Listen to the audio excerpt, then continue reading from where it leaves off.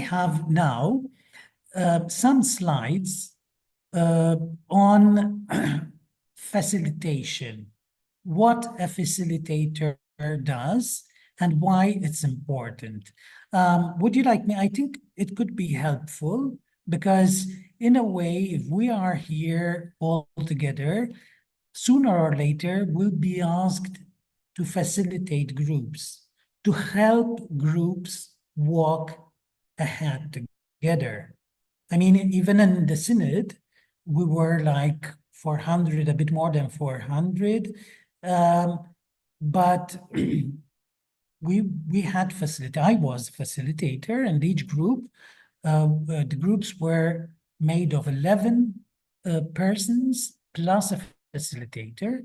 Every so often a group would change, but the facilitator was always there. So the facilitator has a role, as acknowledged. They're talking about the ministry of facilitators. So it's important, and maybe we could dedicate some time to understand why facilitation is important in helping the group journey together. Okay, now here I wanted to share some experiences on this, and I went to pick up some experiences by some of the most important facilitators right now around the world, and one of them is a Canadian. His name is Adam Kahane, and I put this title, which is, you can see it above me, you are removing obstacles to the expression of mystery. And I took it from a book which he wrote, and I'll explain why. So I would like to start precisely with the Pope's statement that the Synod method is a spiritual experience in which speaking and listening aim to make the Holy Spirit the real protagonist. I have always been struck, I'm reading so as not to be focused because I really wanted this to come out well. I have always been struck, this is me, by the experience that Adam Kahane, one of the best known modern facilitators, especially for his work in social work, recounts in his book entitled Facilitating Breakthrough: How to Remove Obstacles, Overcome Difficulties, and Move Forward Together. He explains how, after preparing together with a group of facilitators a process for peacemaking and dialogue among several influential members of Colombia society, along with former guerrilla commanders, on the first day of the first workshop, he had a visit from Father Francisco de Rue, former head of the Jesuits in Colombia, and the Commission for Clarification of Truth, Coexistence, and Non-Repetition. This was one of the bodies established in Colombia to make the peace treaty effective. You can remember for sure that in Colombia they had years and years of problems with guerrillas. Now, Kahan recounts how on the first day of the workshop, participants were tense. There were great political, ideological, and economic and cultural differences among them. And they were in great disagreement, both in their assessment of what had happened in the country and what was supposed to happen. Some of them were, in fact, enemies of each other and had strong mutual prejudices. Kahan continues, all, however, had shown up anyway because they knew that the effort could help create a better future for the country. Kahan and his team of facilitators had planned to offer a structured sequence of group exercises for participants, like, for example, the conversation in the spirit. That's a structured sequence, no? And this was to get them to know each other and understand each other's perspectives on what was happening and what they could do best. The first day was full and well attended by all, and the team of facilitators supported the activities with care, organizing spaces, explaining the exercises, and helping everyone to participate. By the end of the first long day, those present had begun to relax, and the hope that we could do something useful began to emerge, says Kahan. After observing throughout the day the work of the various sessions facilitated by Kahan and his staff, Kahan recounts how Deru, all happy, shared with him that he understood what exactly Kahan was doing. Deru said, "You, Kahan, are removing obstacles to the expression of mystery."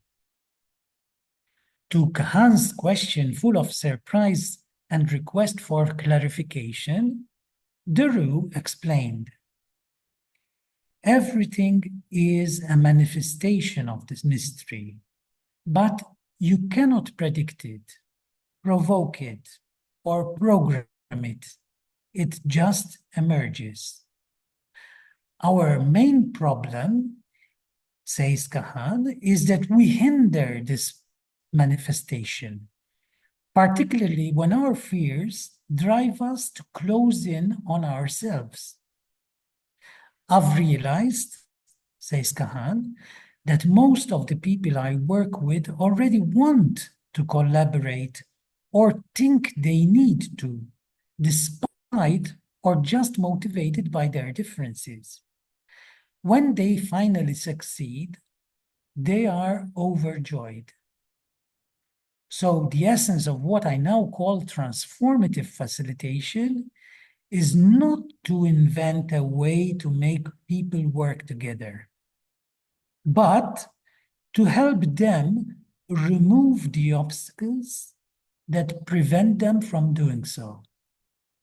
You cannot force a river to flow, but if you remove what blocks it, it will flow on its own."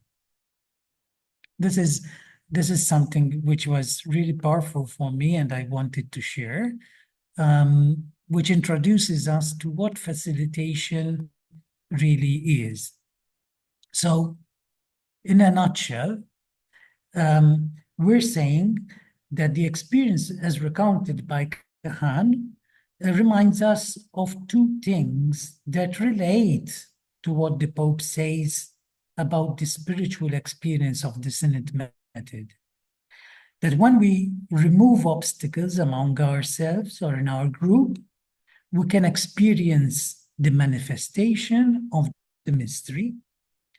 And the other point is the importance of the role of the facilitator. It could be transformative in helping to propose methods and in accompanying processes to remove obstacles that block groups.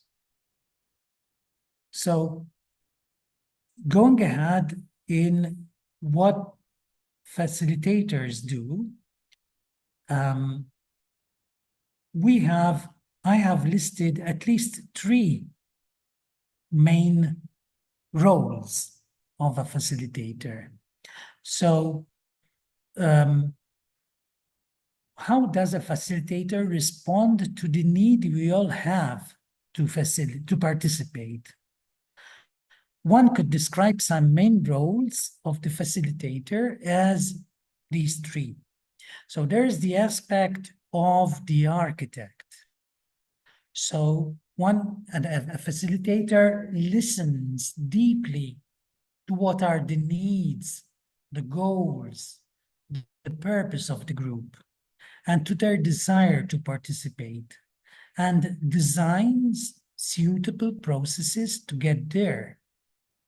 What comes to my mind is, for example, what Patty and the diocese has done to go in depth and understand what the various regions of the diocese need, and they have designed, they have understood the needs, the goals, and they designed a process which can help in this. So this is one aspect of facilitation.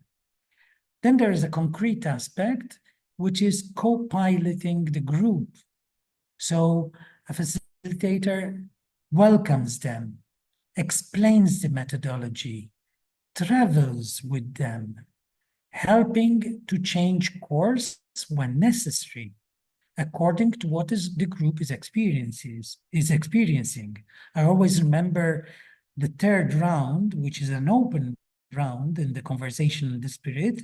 And this is where this is particularly pertinent, because you might have a group where there is lots of consensus between the group, but then you might have a group which where there might be differences, and you need to help guide the group, pilot it along these moments. But most of the things are done by when the members of the group enter into this spirit. I remember, for example, I often shared this in other groups. In the synod, there was, I had a group once. We had, like, during the month, we had 5 different groups. And one of them, I was with, on one hand, there were 3 bishops, all coming from, let's say, the Western world.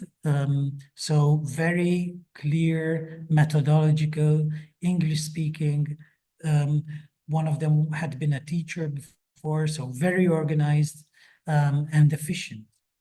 And on the other hand, I had an African bishop, and we were like examining a specific topic, which was a bit technical. And we read the specific part of the topic. And for the group on my right, the one of the Western world, let's call them, everything was so clear. And even the answers were already, one of them was already typing the summary of what we should do. And then the African bishop was saying, like, look, can I have a word? Yeah. I still don't understand. What do we mean by this? And what do we mean by that? And like the others were looking, but like if they could talk, they didn't say it verbally, but their body language was saying, it's so evident. So at that moment, we had to stop because it was a long day. And the program was that we continued in the morning. So we could not go much deeper. So we finished at that point. And when we restarted in the morning, it was so important that we were accompanied and we did these moments of prayers and these moments where we renewed our predispositions of how to work together. No?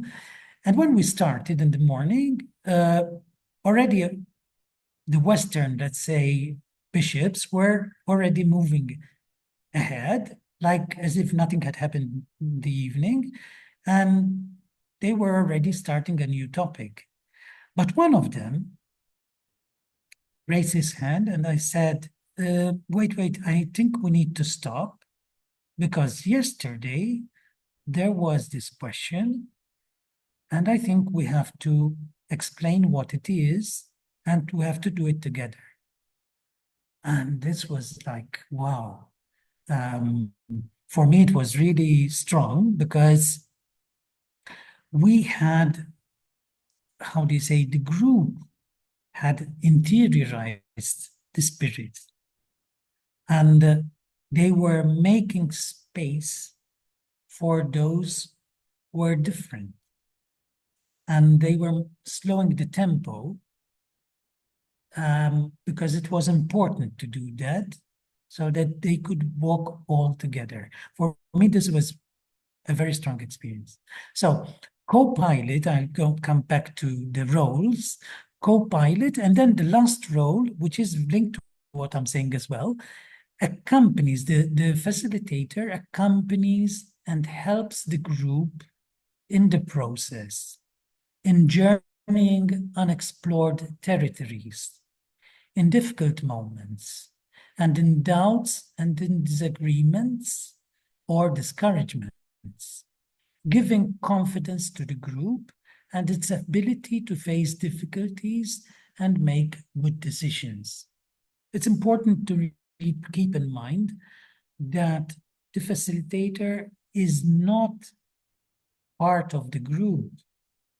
He is at the service of the group, or she is at the service of the group. So we're not teaching. The facilitator is not a teacher. I mean, I have full respect for teachers, but this is not, there is no need here for teaching because the content is already in all the participants. We don't need to transmit content. We need to facilitate that each and every one of the group makes the river flow. We need to help take away the obstacles of them working together. Okay, even in moments of doubts, of disagreements, of discouragement. Okay, I move ahead, but then we'll have a moment to discuss all these points because I think there might be lots of things we can contribute on this. Let's see what we have next. Okay, just a minute if you bear with me. Yeah. So here, yeah, I wanted at this point to go back to that famous round tree. I already hinted a bit on this. So remember the conversation in the spirit.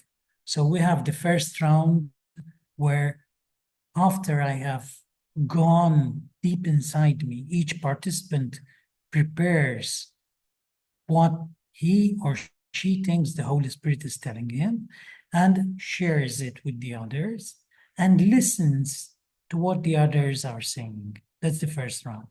The second round is we share individually what struck us from what the others, what challenged us, what struck us, what enthused us, from what the others have said. And in the third round, we start dialoguing, not discussing, dialoguing together to acknowledge where we are, to find convergencies, to acknowledge divergencies on the issues, to find hidden or unknown or unexpected questions which we don't know how to answer, or areas where we feel we need to delve into deeper. No? Now, how do we do this third round? What can a facilitator do? This is really important because it's very easy to say, okay, the group decides together and does this, acknowledges convergences and divergences. But yeah, does that happen automatically? I don't think it's so natural, but definitely we as facilitators, if we're called to do this role, have some things which can help us. We hold the space for the group. We help all the group to participate. So probably in a group of 10 or 12, you get 2, 3, 4 who are speaking continually, but maybe someone has never spoken. And a facilitator would say, oh, thank you, John, for what you said. Thank you, Mary, for what you said. I think that was an important point to the contribution. I would like to hear Anne, because I'm sure she wants to say something. You make space for someone who has not spoken. The facilitator guides the group so that it can arrive at the desired results. Sometimes the discussion, the dialogue,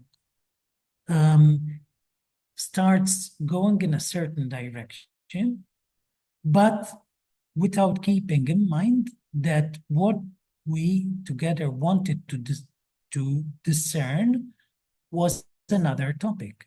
So a facilitator would say, okay, that's good, but maybe let's remind ourselves that we're talking about this and this. How can we challenge ourselves? What can we say on this and that? So you take back the group to the desired topic and results.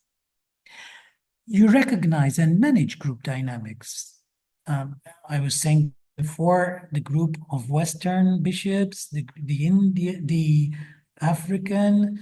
I had some other cultural backgrounds as well, but sometimes even those from the same culture, they could be so different. One talks a lot, the other one is a bit slower, one is more in a way, and so you recognize and manage the dynamics. So we can do a whole session on this. No, there are so many things which could be said here. Address common challenges that may arise. Shall we do this? Shall we do that? Shall we stop? What shall we write? It's not that the facilitator decides, but he acknowledges that these are common challenges and the diversity if it is present in the group. But I would, maybe we could stop for a moment here and see if there are some contributions on what we're saying, because probably we're talking about so many things and most of you have had some experience. Some of you maybe have not had experiences in this, but I would like to hear comments on what I've said, what we've said in these last slides, especially. A moment of reflection.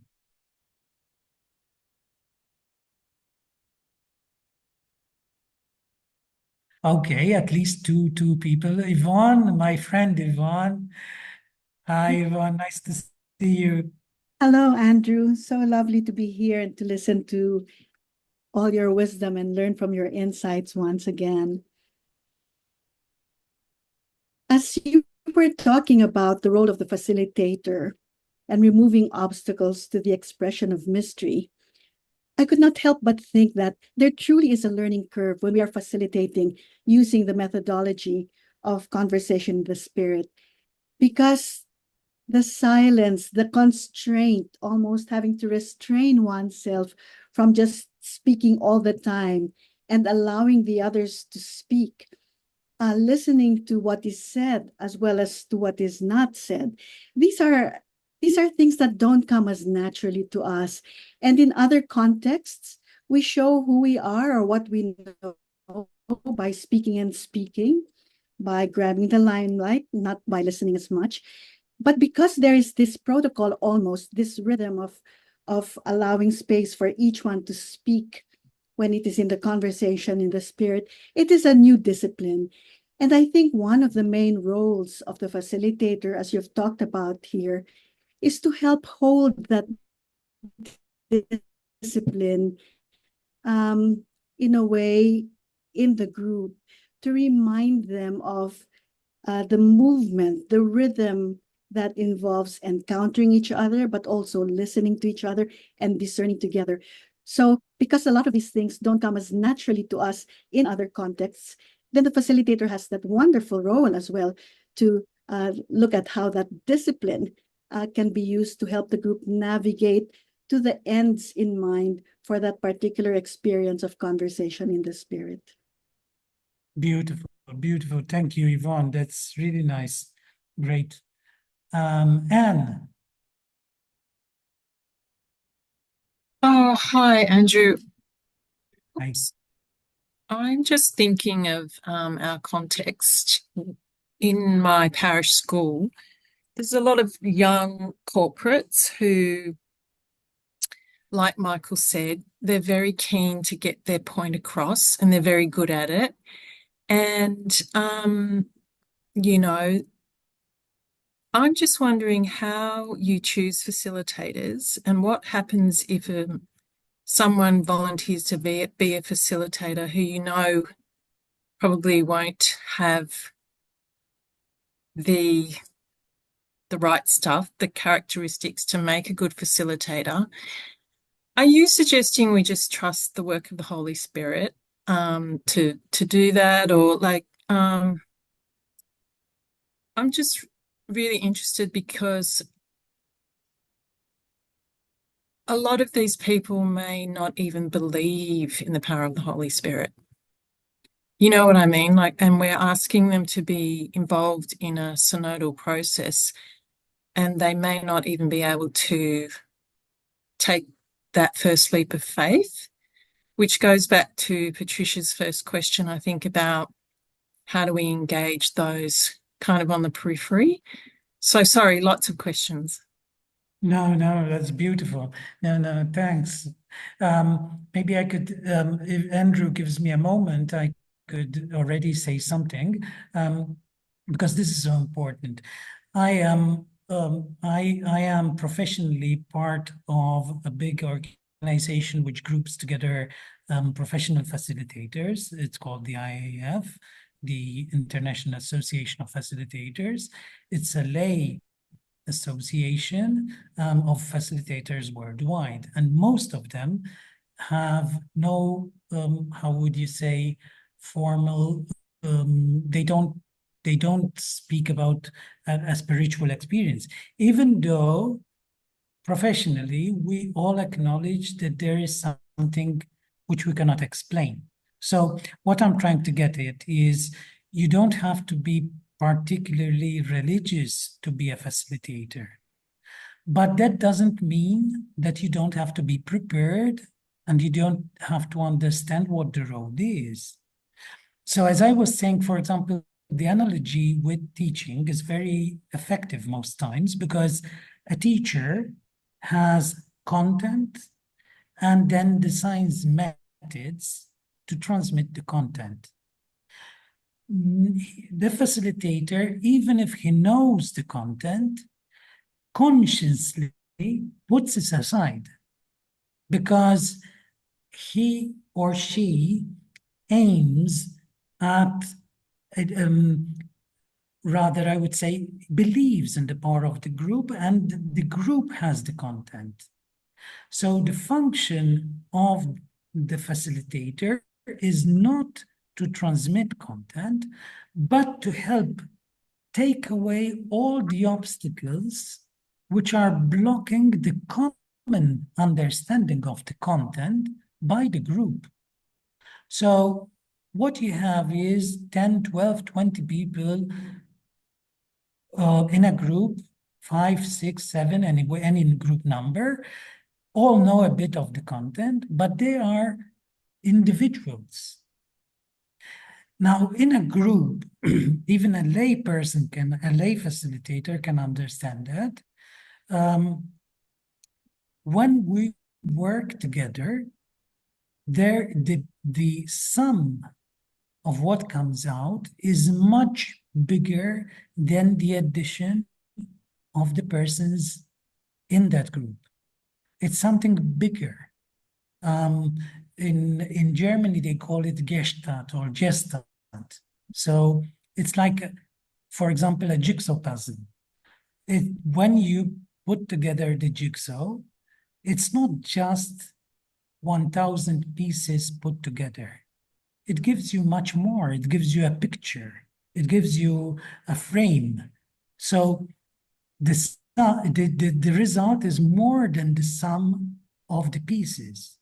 Now, the challenge of as a facilitator, and especially in the conversation and the spirit, is to overcome him or her before the others, to overcome the temptation of teaching. Because otherwise, we're not making space for the Holy Spirit.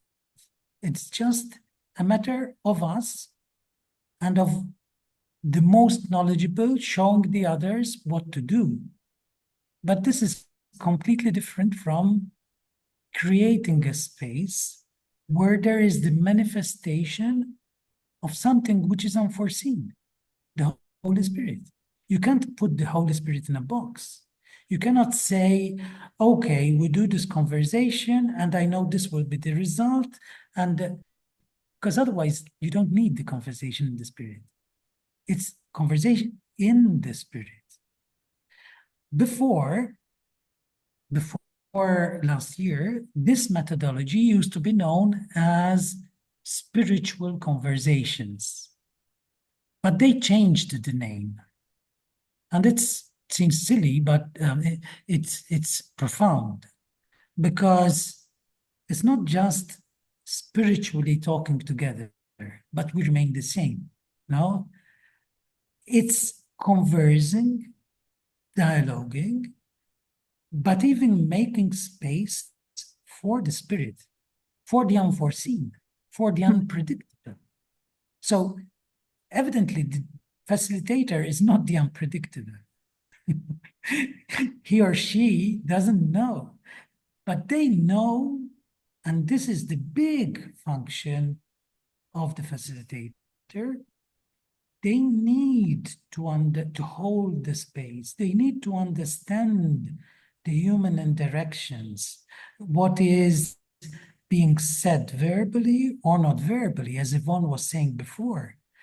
But they need to know this because they need to help each and every one take away those blockings, those obstacles, and help in this flow, help to see what happens, help to see if there is a new light which comes out. So it's a very, very tough thing. And the last point I wanted to say is you cannot improvise facilitation. You cannot, this is a spiritual experience, but even in lay situations, you cannot improvise facilitation. It's a that's why the church is calling it a ministry, a new ministry, because it's challenging. It's challenging. There's a bit of psychological knowledge, group dynamics, things like that. So, okay, Andrew, thanks for your patience. And then Thank you, Andrew. I really like what you were talking about when you said we're facilitators and not teachers, but it reminded me a few years ago in my church, I was sitting at a table. It was a synodal sort of process, but the people at my table were teaching me, like they came from a very, I suppose, strong sort of conservative Catholic background, and they were reiterating their Catholic sort of teaching. And part of me thinks we need to be ready for that.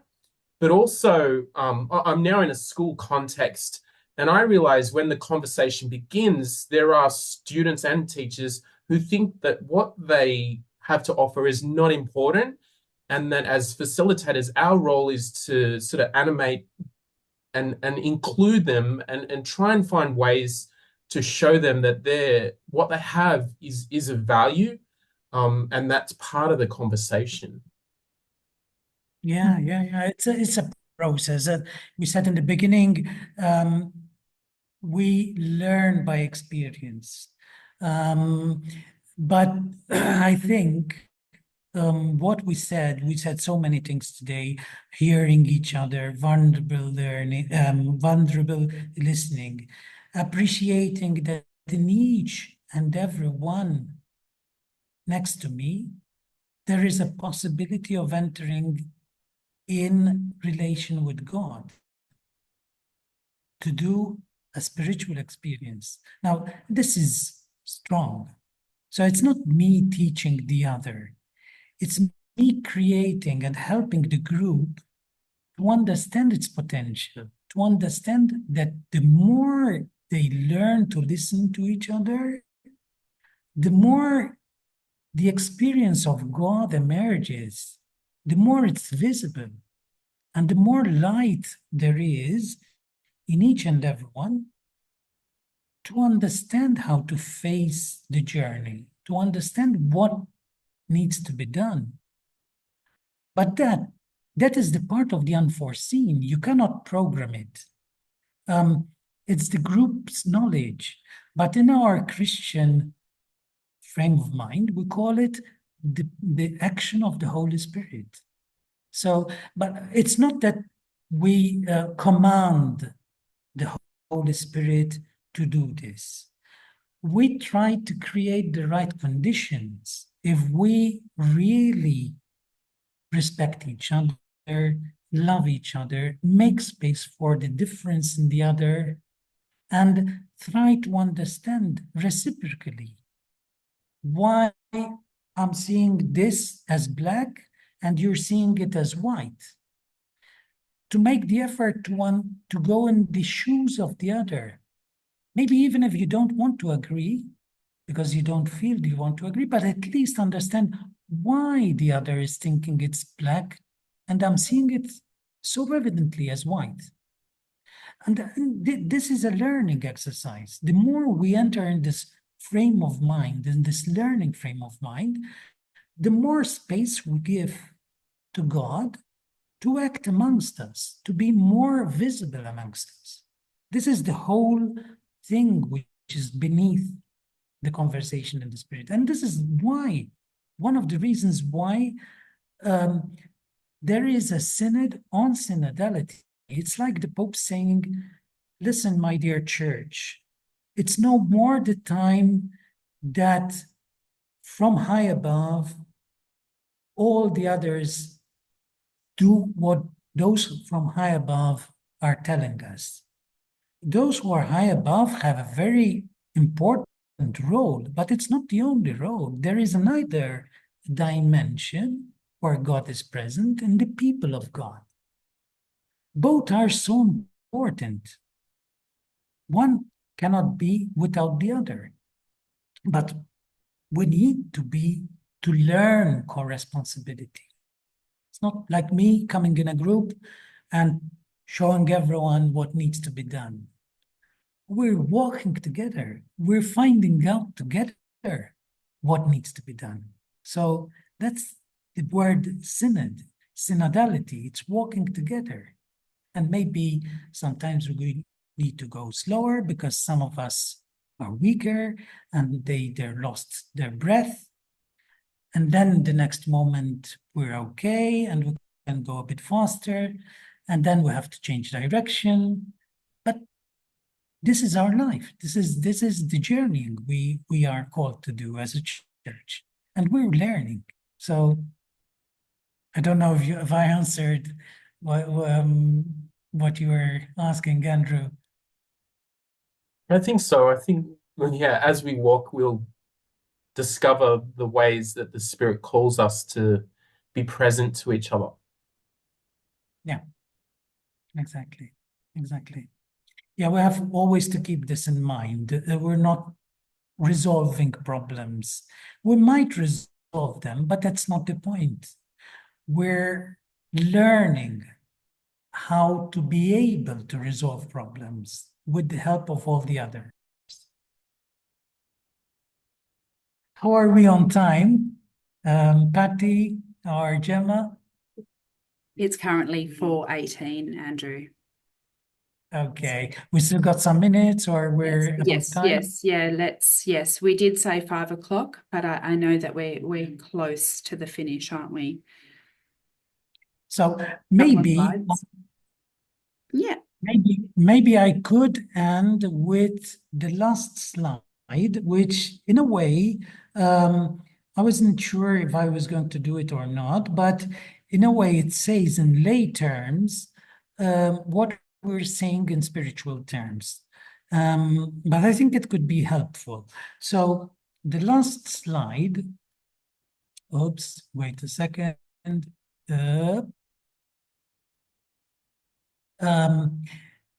So with my colleagues in facilitation, we talk about decision-making processes, and we talk about four, how do you say, important points, which are fundamental for participatory decision-making processes. Now, when we walk together in a synodal way, we are deciding together. Evidently, this does not, how do you say, this does not impinge on the fact that in the church there are those who have specific roles and responsibilities. But the Pope wants us to walk together, the pastors with the sheep. So what we're saying is good for everyone.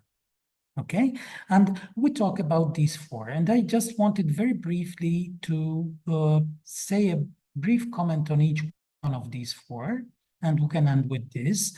The open and vulnerable listening lies beneath the right predispositions that every person who wants to participate in broadly participatory decision-making processes must have. So the first point is full participation of all, and this is essential to these processes, which requires becoming able to accept and recognize the diversity of opinions and people in the group. So we're saying, I remember the Pope, when the Synod on Synodality started, he said, let's go to the peripheries. Let's start with the peripheries and open our churches even to those who are not religious, and hear them and see what they want from the church. So all this process started with a, how do you say, the need to hear, expressed by the Pope, to have the fullest participation possible. Now, this is so important, even if we know that there are so many differences in society, in the church. Now, the second point is mutual understanding. What do we mean by mutual understanding? Maybe taking time to understand each other's points of view. That this means trying to get to know each other thoroughly, learning from each other. It is a process that is sometimes, as we've said, difficult, tense, and full of discouragement. By insisting, one goes deep and perhaps appreciates that one's idea is not up to date or the result of stereotypical reasoning. By making this effort, one often discovers that others also care about a shared understanding. Open. So this is mutual understanding. What do we mean by inclusive solutions? Open and vulnerable listening makes us capable of inclusive solutions. It's not about compromise. It's about solutions that work for everyone. Usually, a new option is discovered, one that perhaps goes beyond it's always been done in this way. They are not obvious, these inclusive solutions. They are not obvious, but they emerge if the group persists. Father Timothy Ratcliffe, the Dominican priest who accompanied, and even next October, he will accompany the synod spiritually. He prepared the retreat before the synod, and in the fifth meditation, he did 6 meditations. He said, all love opens us to the truth of others. If we love, all love opens us to the truth of others. The more one enters into the other's perspective, the more one is able to integrate one's own goals and needs with those of the others. Now imagine if we do this reciprocally, not just me towards the others. Imagine what could happen. Now, the last point is shared responsibility. And in the end, open and vulnerable listening helps us arrive at shared responsibility. A sustainable agreement needs everyone's support. This also applies to the group meeting process. The more we are involved, the more we share responsibility. So it doesn't mean that I am maybe 100% in agreement, but I could live with that option, and I have participated in getting out that option, and that is mine. So I have responsibility, and it is shared. So these are some hints about the reality of facilitation as a contribution to the synodal path of the Church. Quick hints, for example, about process designs for specific needs, how to reach together solutions, and how these can be shared widely by the group. So, yeah, I think with this, maybe we can finish let me stop my sharing. Okay, great. So, okay. I'm sorry I kept talking quite a lot. It seems that I go against what I preach, but because we have to hear each other a bit more. But maybe we could hear some very quick comments before we end. We still have some time, Patty. Yes, we do still have some time to hear a few Okay. comments. Yes. Okay. So maybe a question which I'd like to ask is very brief some comments on what this session was for you today. What struck you? What maybe you don't maybe challenged you, or what maybe you felt in great synergy.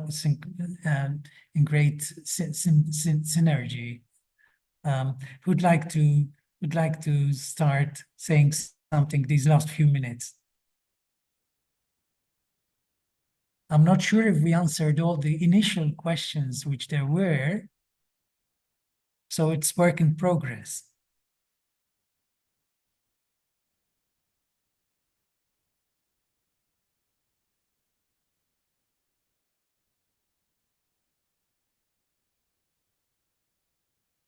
Moment of reflection.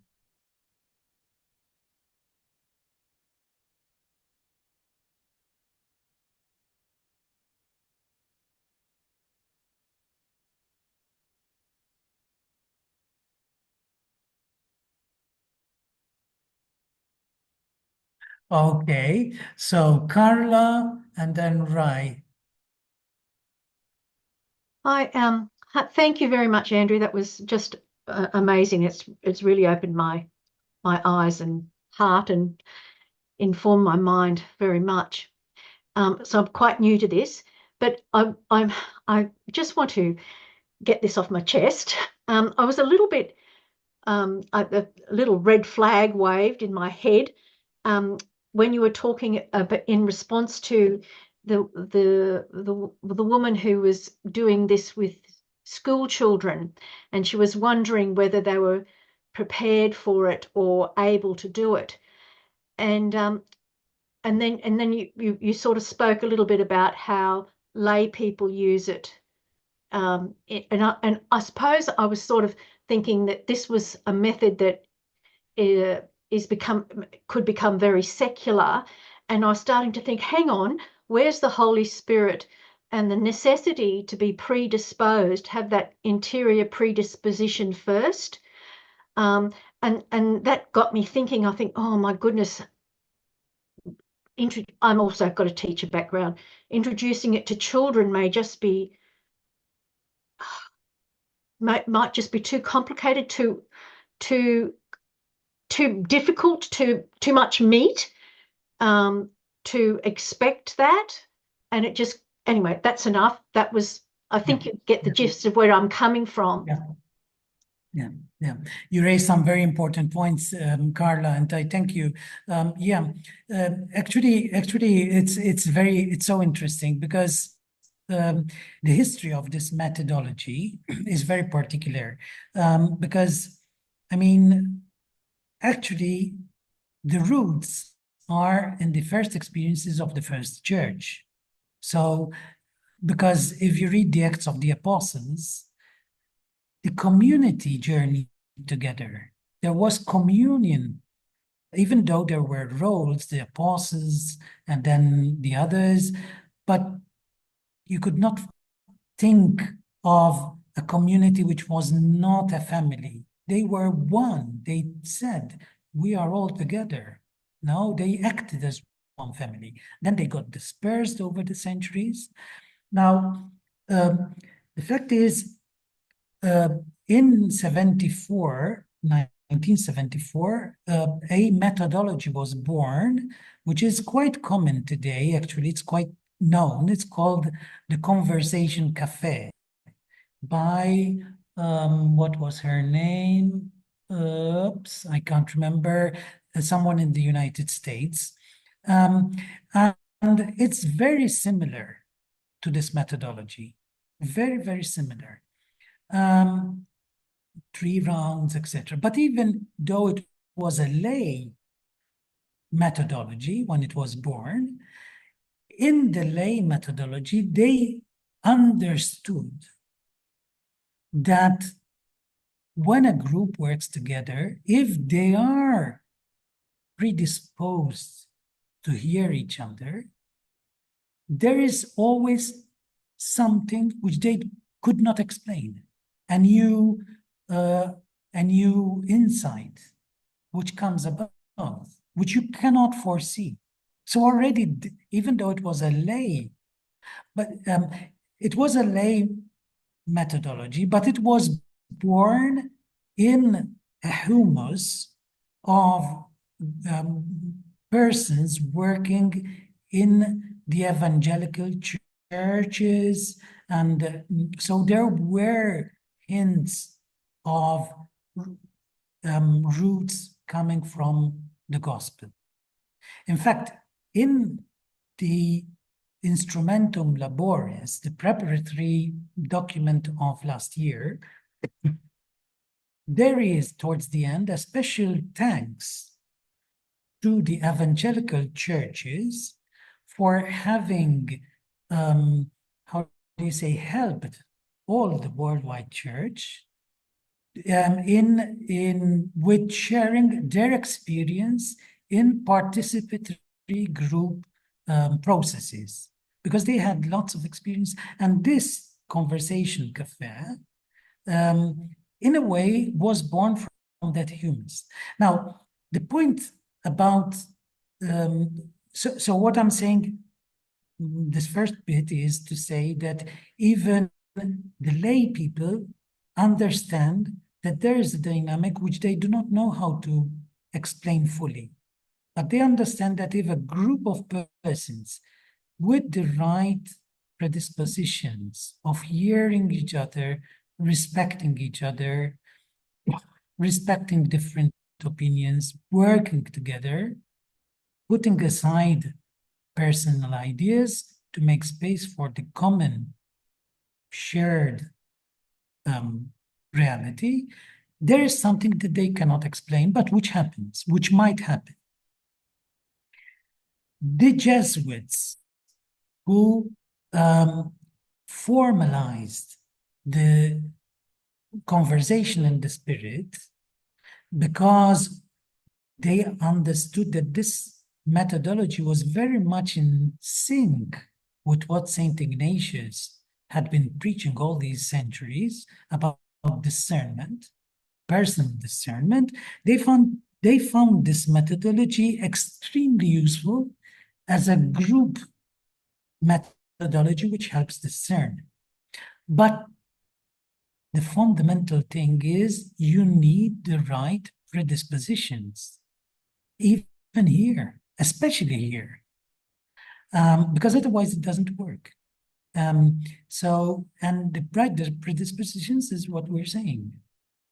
Now, the last point is this.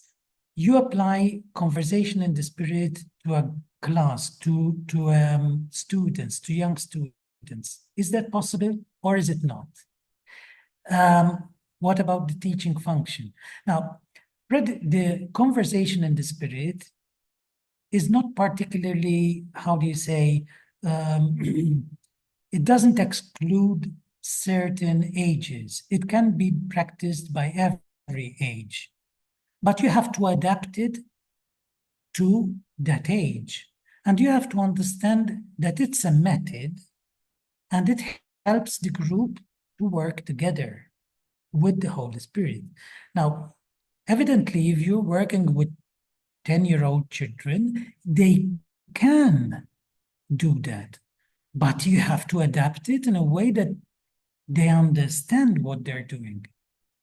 But why am I saying that they can?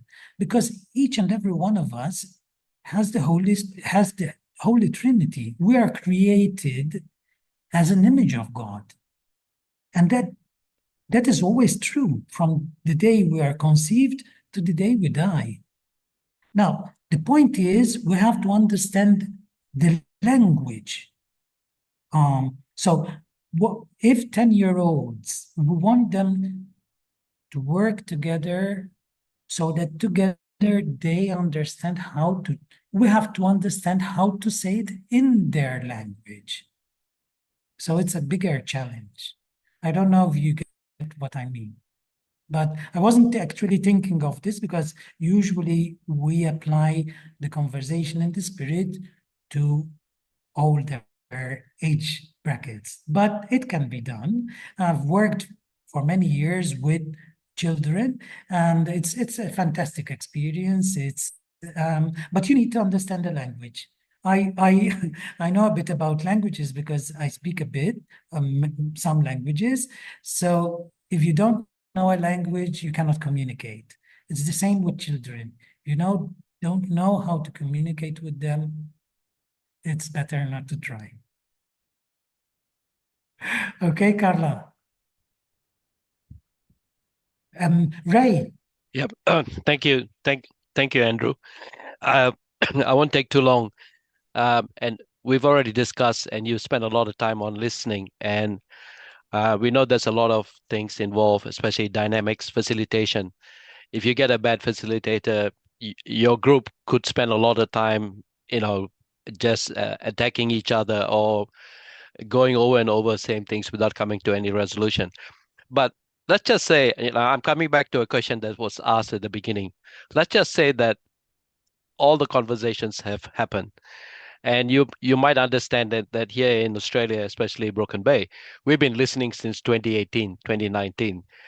So the question that I have is, at what point do you realize, that when does the Holy Spirit say we've had enough listening? Because, in the professional world, you have a saying, don't let perfect get in the way of better.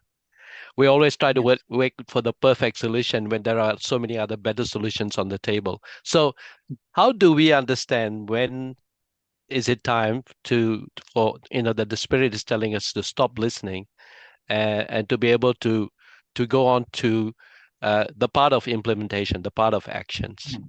Yeah. That's a strong question, Ray. Yeah, it all depends on many things, but you remind me of a passage in the gospel about Martha and Mary. So these two sisters, one was more contemplative and the other was more action oriented. Now, and both were good, and both are good. I read a profound meditation which by an author, which says that in heaven there will be harmony between Martha and Mary. This is where we are going. So, and if you see individually, some of us are more reflective. Some of us, even as we speak, are already thinking about how to implement, are already action-oriented. There could be other attitudes as well, but these two are they're not the only two, but two of the main, how would we say, two of the main realities we live as human beings. Now, the challenge to harmonize between both is a challenge we will have throughout our lives. It will never end. And I would maybe add that we need to continually listen and we need to continually act. It's not that I listen and then I act, or I act and stop listening. We need to learn how to do both. And I underline at least 10 times the word learn. I think it's a bit the idea I tried to give before between the difference between a photo and a video, a film. We must keep in mind that we are in a process. In this sense, this helps us a lot with, I would call it, synodal fatigue, because now we've been talking about synod for years, and especially as you were saying, in particularly in Broken Bay, even more. How do we overcome synodal fatigue? It's true what I'm saying, I think, because it's not like we're mechanical. We do this and we stop that, or we stop this and we do that. We are heart and mind at the same time. We need harmony. And that harmony is given to us when we truly live a spiritual experience. I mean, if you want, Jesus was God, but was man. He was not man part-time or God part-time. He was. So what I'm trying to say is this. I am like, I don't know, 7,000-8,000 kilometers away, probably even more from you. But in your journeying, like in my journeying, we need as a community to understand that we are really journeying. And we need to say, look, okay, that's why it's so important that we design these processes. From what I heard Patty tell me, like you get a study of an area, and then you get a plan, and then you get the involvement of all the people to do conversations in the spirit, to make participate as many people as possible, and then finally there's the bishop who puts out a pastoral letter, and then we restart again and putting in practice the pastoral letter. So there is a process. I'm not saying that probably it's perfect, but definitely learning is this. It's doing and then understanding how we can do better and making space for new things, and then trying again. And So I'm not sure if I really answered your question, No worries. Ray. Thank you. No, I think you did, Andrew. Thanks a lot. You clarified. It's a process. It's an ongoing process. The learning process, and we don't stop acting at the same time. Beautiful. Thanks, Ray. So I look at Gemma and Patty because I have to, otherwise I'm in trouble. I have to keep. Yeah. Thanks. How are we, Patty? Yeah. First of all,